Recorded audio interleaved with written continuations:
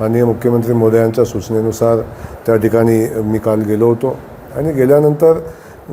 अगदी ते दोन्ही गाववाले म्हणजे देवस्थान असतील, गावातला आमचे मराठा समाज बांधव असतील, यांची बिलकुल भूमिका होती की आम्ही आमचा मार्ग समन्वयानं काढू. जो बाहेरचा हस्तक्षेप जो होता त्यामुळे काही विघ्न निर्माण होत होती आणि तो हस्तक्षेप बाहेरचा आपण जेव्हा थांबवला किंवा त्याही लोकांना मी विश्वासात घेतलं आणि सांगितलं की जर मोजणीमध्ये हा सगळा एरिया देवस्थानचा येतो आहे तर त्या भागातून पुतळा बाजूला नेण्याचा गावकऱ्यांचाच निर्णय होता. तो काल आम्ही मोजणी कंप्लीट केली, मोजणीचा निकाल आला आणि त्या ठिकाणाहून ते देवस्थानची जागा असल्याचं सिद्ध झाल्यानंतर आपल्या सगळ्यांचे आराध्य दैवत छत्रपती शिवाजी महाराजांचा पुतळासुद्धा सन्मानानं बसला पाहिजे. त्याही पुतळ्याचा सन्मान झाला पाहिजे, महाराजांचा विचाराचा सन्मान झाला पाहिजे म्हणून आम्ही त्या पुतळ्यासाठी शासनाची जागा देण्याचा निर्णय घेतला आणि गट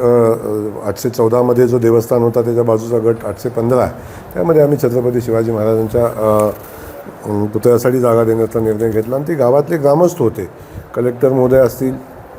आणि अधिकारी असतील, यांनी जी जागा त्या ठिकाणी 815 गट नंबरमध्ये सिलेक्ट करतील त्या ठिकाणी आम्ही महाराजांचा पुतळा बसवणार आहोत आणि बसवत असताना तो पुतळा सन्मानजनक असावा म्हणून DPDCच्या माध्यमातून 1 कोटी रुपये देण्याचाही निर्णय आम्ही घेतला आणि माननीय मुख्यमंत्री महोदयांनी ज्या सूचना दिल्या होत्या त्याप्रमाणे आम्ही दोन्ही समाज बांधवांच्यामध्ये एकमत करून वाद मिटवला. भाऊ, विधान परिषदेचे निवडणुकीची प्रक्रिया चालू होती आहे, सातारा जिल्ह्याला अजून एक आमदार मिळणार का? मला ही प्रक्रिया चालू होते तुमच्याकडून बातम्यातूनच कळते. ज्या दिवशी प्रक्रिया चालू होईल त्या दिवशी नक्की बोलू आपण.